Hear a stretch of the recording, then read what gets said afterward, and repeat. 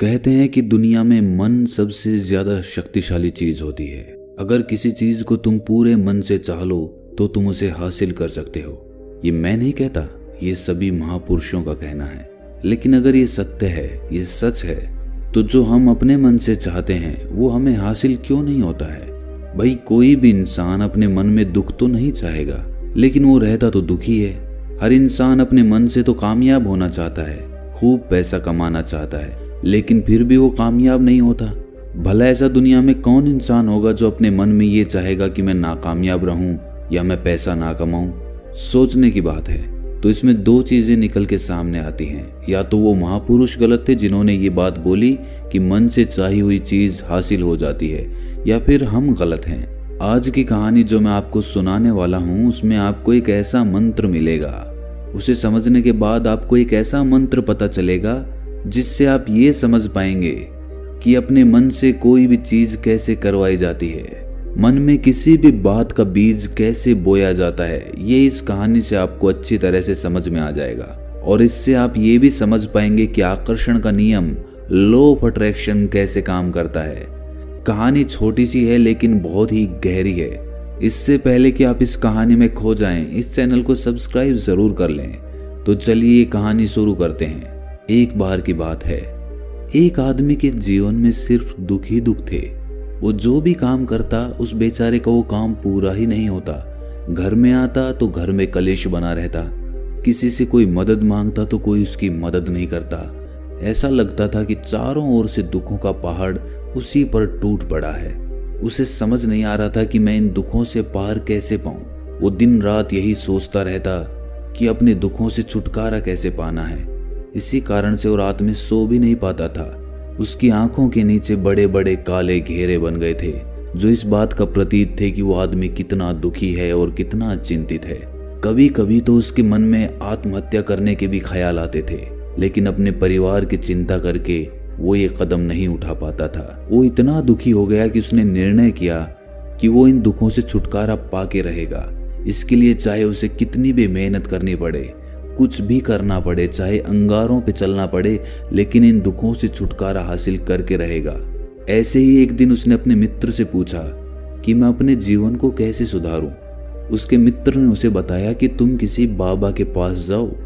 बाबाओं के पास ऐसा मंत्र होता है जिससे सारे दुख मिट जाते हैं, जीवन खुशियों से भर जाता है और धन संपदा भी हासिल हो जाती है। तुम किसी ऐसे बाबा को ढूंढ लो, बस तुम्हारा काम बन जाएगा। उस आदमी के मन में ये बात पूरी तरह से पक्की बैठ गई कि कोई बाबा ही मेरा दुख दूर कर सकता है, और इसीलिए उसे किसी भी बाबा के बारे में पता चलता तो वो उस बाबा के पास पहुंच जाता। वो उस बाबा को अपनी समस्या बताता और उससे उसका समाधान पूछता और कहता कि बाबा, मैं कुछ भी करने के लिए तैयार हूं, लेकिन मेरी इन समस्याओं से मुझे छुटकारा दिला दीजिए।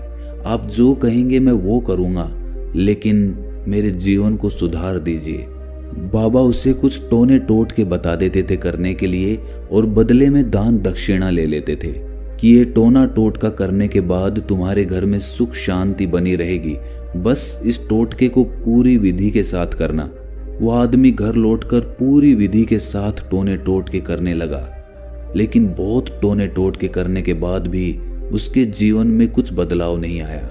इसके विपरीत उसका जीवन और ज्यादा दुखी हो गया।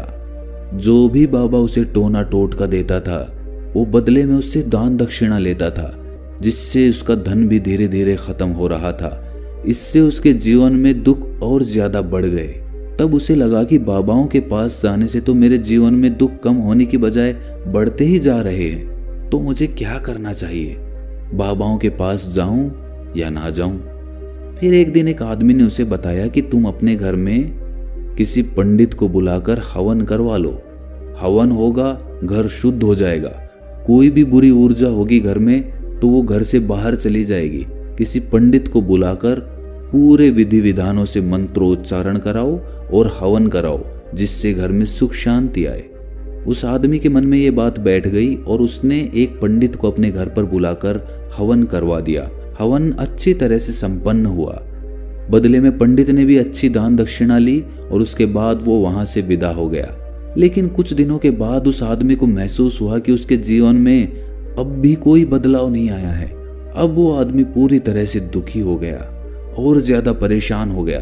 अब तो उसे लगने लगा था कि मेरे जीवन में से दुख कभी खत्म ही नहीं होंगे।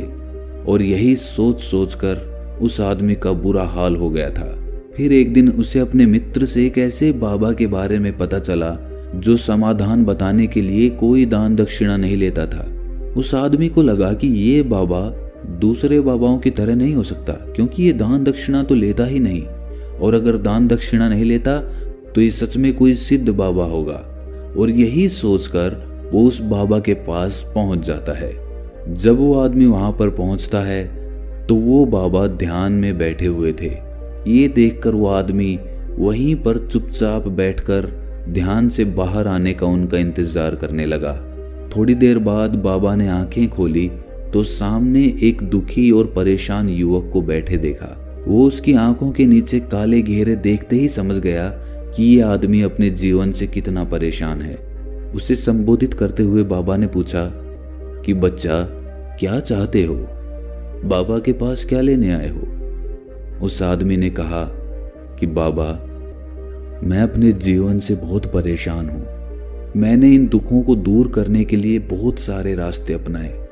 हर वो तरकीब करके देखी जो किसी बाबा ने मुझे बताई, हर वो काम किया जो किसी भी इंसान ने मुझसे करने को कहा, लेकिन मेरे जीवन में दुखों में कोई कमी नहीं आई। बाबा, इसके विपरीत मेरे जीवन में दुखों में बढ़ोतरी हो गई। मुझे समझ नहीं आ रहा है कि मैं क्या करूं।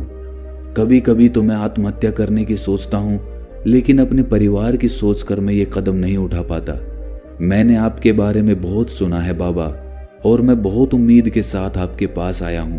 कृपया करके मुझे कोई ऐसा मार्ग बताएं जिससे मुझे अपने दुखों से छुटकारा मिल जाए। मैं अपने दुखों से छुटकारा पाने के लिए कुछ भी करने को तैयार हूं। आप मुझे कोई भी रास्ता बताएं, चाहे वो रास्ता कितना भी कठिन क्यों ना हो, मैं उसको पार करके रहूंगा। बाबा ने महसूस किया कि आदमी तो सच में बहुत परेशान है। बाबा ने उसकी बात सुनकर कहा कि बच्चा, दुखों को दूर करने के लिए मंत्र ऐसे ही नहीं मिलते। मंत्र पाने के लिए कुछ करना पड़ता है। तुम कुछ कर सकते हो? ये सुनकर पहले तो उस आदमी ने सोचा कि ये बाबा भी मुझसे दान दक्षिणा ही मांगेंगे, लेकिन और कोई रास्ता ना पाकर उस आदमी ने कहा कि बाबा, आपको जितनी भी दान दक्षिणा चाहिए मैं देने के लिए तैयार हूं, लेकिन आपका मंत्र सच्चा होना चाहिए, वो पूरा होना चाहिए, उसका फल मुझे मिलना चाहिए। उसके बाद मैं आपको जो भी दान दक्षिणा लेना चाहते हो वो दे दूंगा। बाबा ने कहा कि दान दक्षिणा तो बहुत छोटी सी चीज है, मुझे वो नहीं चाहिए। इस पर वो आदमी सोच विचार करके बोला, तो बाबा, मैं अंगारों पे भी चलने के लिए तैयार हूं, आप मुझे बस आज्ञा दीजिए। बाबा ने कहा कि अंगारों पे चलने वाली छोटी चीज मैं तुमसे नहीं कराने वाला। मैं जो तुमसे कराने वाला हूं वो बहुत कठिन मंत्र है, उसे पूरा कर पाओगे? बाबा ने कहा कि बाबा, आप मुझे बताइए तो सही, मुझे करना क्या होगा, मैं कुछ भी करने को तैयार हूं। इस पर बाबा ने उसे कहा कि यहां से जब तुम अपने घर जाओ तो रास्ते में अपने मन में ये दोहराते जाना कि मैं सुखी हूं, मैं सुखी हूं, मैं सुखी हूं। बार बार अपने मन में यही दोहराना, और याद रहे जुबान पर ये नहीं आना चाहिए, ये सिर्फ मन में दोहराना है। ये सुनकर वो आदमी बोला, बाबा, बस इतनी सी बात, ये तो मैं चुटकी बजा के कर लूंगा, लेकिन इससे होगा क्या? बाबा बोले कि इस मंत्र को करके देखो, वैसे भी तुमने इतने बाबाओं के मंत्र किए हैं तो इस मंत्र को भी करके देख लो। उस आदमी ने सोचा कि बाबा कुछ दान दक्षिणा तो ले नहीं रहे और छोटा सा मंत्र है, इसे तो मैं कर ही लूंगा। वो बोला, ठीक है बाबा, मैं ये मंत्र जरूर करूंगा। वो आदमी ये कहकर वहां से उठकर चलने लगा, लेकिन जैसे ही वो चलने लगा, पीछे से बाबा ने बोला कि बच्चा, एक बात याद रखना, जब तुम ये मंत्र अपने मन में दोहराओ तो तुम्हारे मन में बंदर के विचार नहीं आने चाहिए, बंदर का ख्याल भी नहीं आना चाहिए, तो ही ये मंत्र सिद्ध होगा। वो आदमी बोला, मुझे तो आज तक बंदर का कोई विचार नहीं आया, तो अब क्यों आएगा? आप चिंता मत करिए बाबा, मैं बस मन में यही दोहराऊंगा कि मैं सुखी हूं, मैं सुखी हूं। इसके अलावा बंदर का कोई विचार मेरे मन में नहीं आएगा। ये कहकर वो आदमी वहां से चल दिया। वो अपने मन में मैं सुखी हूँ, मैं सुखी हूँ ये दोहराता हुआ थोड़ी दूर ही चला था कि उसके मन में अचानक बंदर का ख्याल आ गया। बंदर का ख्याल एक बार आया और चला भी गया, लेकिन उस आदमी ने सोचा कि आज तक तो मुझे बंदर का कोई विचार नहीं आया, ये आज बंदर का विचार क्यों आ गया। और ऐसे करके उसने उस बंदर के विचार को पकड़ लिया। वो ये भूल गया कि मुझे क्या मंत्र दोहराना है और वो बंदर के बारे में सोचने लगा। जब थोड़ी देर बाद उसे फिर से होश आया तो वो फिर से अपना वही मंत्र दोहराने लगा जो बाबा ने उसे बताया था, मैं सुखी हूँ, मैं सुखी हूँ।